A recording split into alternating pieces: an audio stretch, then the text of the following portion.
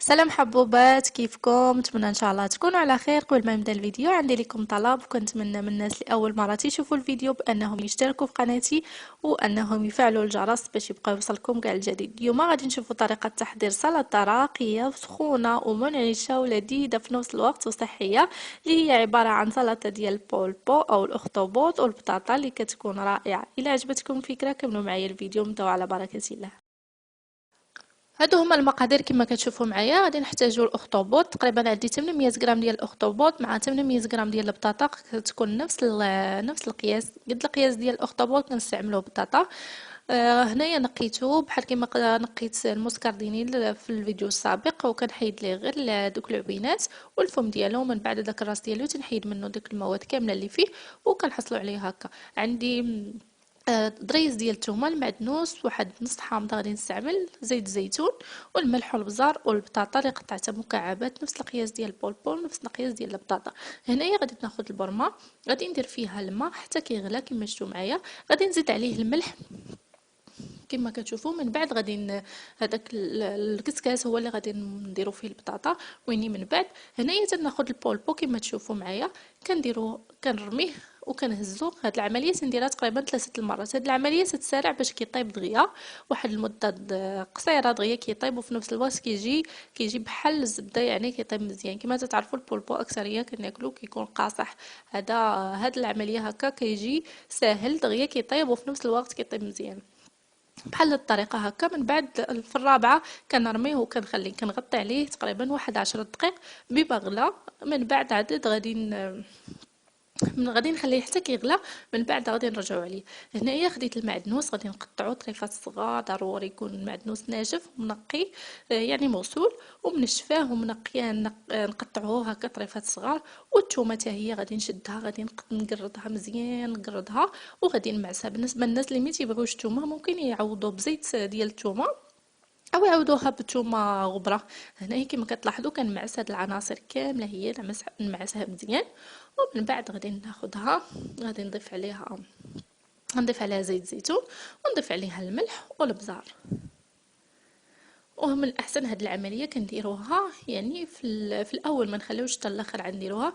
في نفس الوقت هاد العناصر تتشرب مع بعضياتها، يعني كل حاجه تطلق مع هاد العناصر كتطلق، كل حاجه تطلق مع العناصر مع بعضياتها. كنظن فهمتوني. هنايا تندير الملح والبزار، وغندير تقريبا واحد 4 المعالق ديال زيت الزيتون، وغادي ندير عصير ديال نصف حامضه. وكما قلت غادي نخليها جانبا حتى يوجد ليا تقريبا الاخطبوط، وديك الساعه غادي نستعملوها.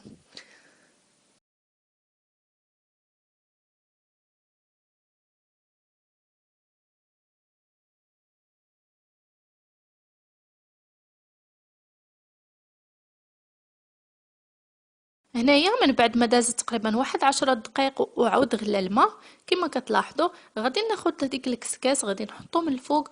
ومن بعد غادي نزيد عليه البطاطا اللي غادي نرشها بالملح، وغادي نخليها تقريبا واحد 20 دقيقة بما كمل في الطياب ديالو. وفي نفس الوقت غادي طيب البطاطا. وفي هذا الاثناء غادي تلاحظوا بان البطاطا راها وجدات. غادي نطفيو عليه وغادي نخليو البول داخل تقريبا واحد نص ساعه، يعني نخلوه كيبرد لداخل. هاد العمليه كيجي هي اللي كتعاوننا باش يجي داك البولبو كيجي رطب في الطياب ديالو، وكنحصلوا عليه على هاد الشكل هكا. كما لاحظتوا بانه تيتقلص في الحجم ديالو، يعني ما تيبقاش في داك الحجم ديالو كما شفناه النوبه الاولى. هذاك الشيء علاش الا كنتو بغيتو ديروا واحد 2 كيلو، يعني ديروا واحد 4 كيلو، يلا يلا. هذا هو المشكل ديالو، واني كيجي رائع صراحه. هنايا غادي نقطعو في نفس القياس تقريبا اللي قطعت ديك البطاطا، يعني في الحجم اللي بغيتو، هذا كيبقى اختيار ليكم. كنقطعوه طريفات وغادي نضيفو البطاطا ونضيف عليه هذوك العناصر الاخرى.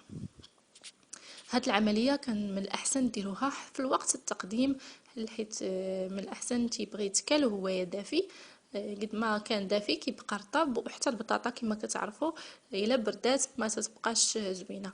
هنايا غادي ناخذ البولبو، غادي نديرو في واحد الاناء، غادي نزيد عليه البطاطا، وغادي نزيد عليه تقريبا واحد 3 المعالق من داك الخليط ديال المعدنوس، او نقدروا نقولوا شرموله، اللي كتجي رائعه بزاف. وغادي نخلط هاد العناصر، غادي نخلطهم بواحد الطريقه كما غتلاحظوا معايا بحال كنبرد بشي حاجه، يعني باش هذيك البطاطا ما هذيك البطاطا ما تهرش، بالخصوص الا كانت هذيك البطاطا اللي دغيا كتهرس. هكا بهذه الطريقه كتبقى كل حاجه محافظه على الشكل ديالها، وكيجي ديال واحد الشكل اللي كيكون هو زوين. صافي كنستمروا بحال هكا وكنقدموها اللي كتجي رائعه وكتجي سخونه ومفيده وفيها فيتامينات صراحه اللي هاد من غير هادشي انها زوينه وبصراحه منعشة. وكنتمنى ان شاء الله الا جربتوها غادي تنال اعجابكم.